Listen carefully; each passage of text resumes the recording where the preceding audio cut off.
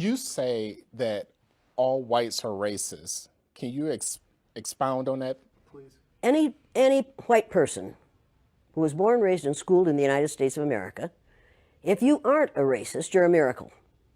Either that or you decided to educate yourself. Because education in this country is about white is right, brown's all right, black's got to stand back. Yellow's mellow, but whites, we educate in a way that says that white males have done all the adventures, have made all the adventures, have done all the discovering, have made all, everything that is good and has been accomplished according to social studies, which is actually anti-social studies, by white males. It's a lie. But we do that in order to maintain the myth of white superiority. The myth of race has to be maintained at all costs in this country. Because if white people have to give up the color of their skin as being something that makes them perfect, what do they have left? If we start teaching the truth about history, if we start teaching about Nile Valley contributions to civilization, it will totally change the way we conduct ourselves in the classroom. It will have to. Columbus didn't discover America. You can't discover a place where people are already living. But we celebrate that every October. It's a lie. We need to get over, we need to stop telling the myths and start telling the truth. So when you tell people that they're racist, and it must have some kind of effect because most people will say, I'm not racist. I'm not a racist. Why, some of my best friends are black. Right. Yeah, and then you say, name one. Or this one, I don't see color.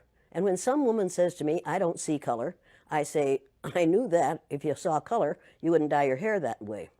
Or I say, if you saw color, you wouldn't wear that shirt with those pants. I believe that you don't see color. It's an attempt to deny skin color. And it's an attempt to deny what's wrong with seeing the color of my skin. Is it all right for you to see me kind of pink? That's okay for me. I don't mind. And I suspect that you don't mind being seen the color you are. You have a right to be what you are.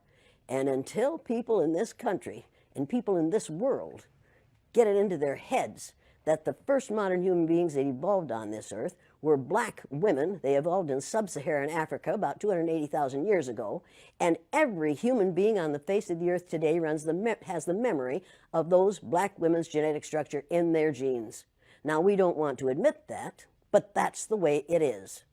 And as people moved farther and farther from the equator, their bodies produced less and less melanin, so their hair, their skin, and their eyes got lighter. As they moved into the east, they ate a lot of fish and a lot of vegetables, so their skin took on a different tone. I found that out when I was raising little kids.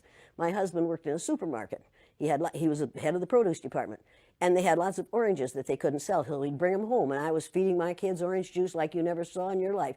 They began to have an orange cast to their skin. I thought they had a liver problem. So I took him to the doctor, and she said, what are you feeding these kids? I said, well, lots of orange juice. She said, stop it if you want them to stop being orange.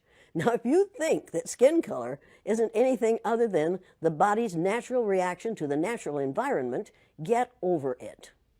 So if all white people are racist, according to you, can they be reprogrammed? Of course they can. Of course they can. How? Of course they can be. It's called education. I'm an educator. The word educator comes from the root duc dus, which means lead, the prefix e, which means out, the suffix ate, which means the act of, and the suffix or, which means one who does. An educator is one who is engaged in the act of leading people out of ignorance.